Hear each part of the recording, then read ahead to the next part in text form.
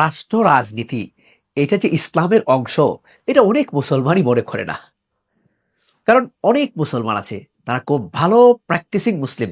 ব্যক্তিগত জীবনে সে খুব সৎ, আল্লাহর সকল বিধান মেনে চলার চেষ্টা করে, হজ করে, ওমরা করে, তাসবিহ জপে, ৫ ওয়াক্ত নামাজ ঠিক মতো পড়ে।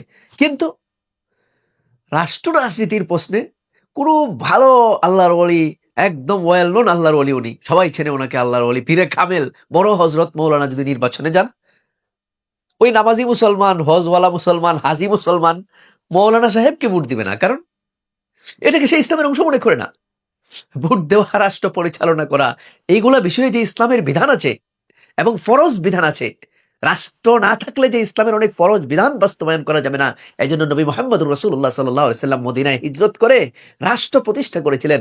ইসলামী শরিয়া বাস্তবায়নের জন্য তিনি ইসলামী রাষ্ট্রকেই প্রতিষ্ঠা করেছিলেন। এবং this is the only way. শরিয়ার অনেক বিধানই আছে, রাষ্ট্র ছাড়া বাস্তবায়ন করা সম্ভবই না।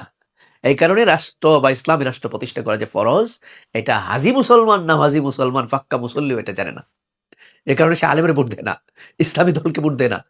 এমনকি এই মাসআলা যে হুজুর ভোট দেওয়া ঠিক আছে কিনা, ভোট কাকে দেব বা না দেব, আমরা যে এই গণতান্ত্রিক ব্যবস্থায় গিয়ে মুসলমানে মুসলমানে, সরকারি দল বিরোধী দল, এই যে মারামারি হানাহানি করে আমরা যে একটা অবস্থার মধ্যে পড়েছি, এ ব্যাপারে শরীয়ত কি বলে? ভোট দেওয়ার ব্যাপারে শরীয়তের বিধান কি?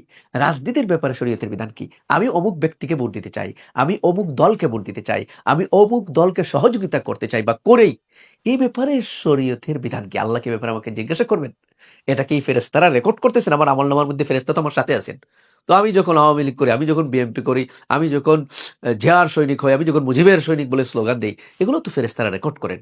আল্লাহ বলছেন না, মা ইয়ালফিজু মিন কাউলিন ইল্লা লাদাইহি রাকিবুন আতীদ, যে প্রত্যেকটা শব্দ মানুষ উচ্চারণ করে, যতটা শব্দ মানুষ উচ্চারণ করে, প্রত্যেকটা শব্দ ফেরেশতারা রেকর্ড করেন। তো আপনি যখন জিয়ার সৈনিক, মুজিব সেনা বলে স্লোগান দেন, হ্যাঁ, এটা আল্লাহ শুনেন না? ধর্মনিরপেক্ষ রাষ্ট্র চাই, ধর্মভিত্তিক রাজনীতি আমরা চাই না, এই কথা যে বলেন, প্রত্যেকটা শব্দ ফেরেশতারা রেকর্ড করেন। তো এই ব্যাপারে মাসআলা আছে না? আলেমদেরকে কোনোদিন জিজ্ঞাসা করছেন? না, জিজ্ঞেস করেন নাই। কারণ আপনি মনে করেন যে এগুলো ইসলামের কোনো অংশ না। আমি যদি মসজিদে গিয়ে ৫ ওয়াক্ত নামাজ পড়তে পারি, হজ করতে পারি, উমরা করতে পারি, দ্যাটস ফাইন।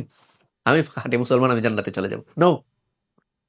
এই ব্যর্থতা, এই যে ইসলামের পার্শাল আন্ডারস্ট্যান্ডিং, ইসলামের মিসআন্ডারস্ট্যান্ডিং, ইসলামকে আংশিকভাবে বোঝা, ইসলামকে বিচ্ছিন্নভাবে বোঝা, সামগ্রিকভাবে ইসলাম না বোঝা এবং সামগ্রিকভাবে দ্বীনকে পরিপূর্ণভাবে অনুসরণ না করা। উদখুলু ফিস সিলমি কাফা, আল্লাহর যে নির্দেশ যে তোমরা পরিপূর্ণরূপে ইসলাম মানো, যেমনভাবে ব্যক্তিগত জীবনে মানো, এমনভাবে পারিবারিক জীবনে মানো, রাষ্ট্রীয় জীবনে মানো, অর্থনৈতিক জীবনে মানো। এই যে উদখুলু ফিস সিলমি কাফার কথা মানুষ জানে না। এই ব্যর্থতা মানুষের, এই ব্যর্থতা আলেমদের। আমরা যারা ওয়াজ করি সারা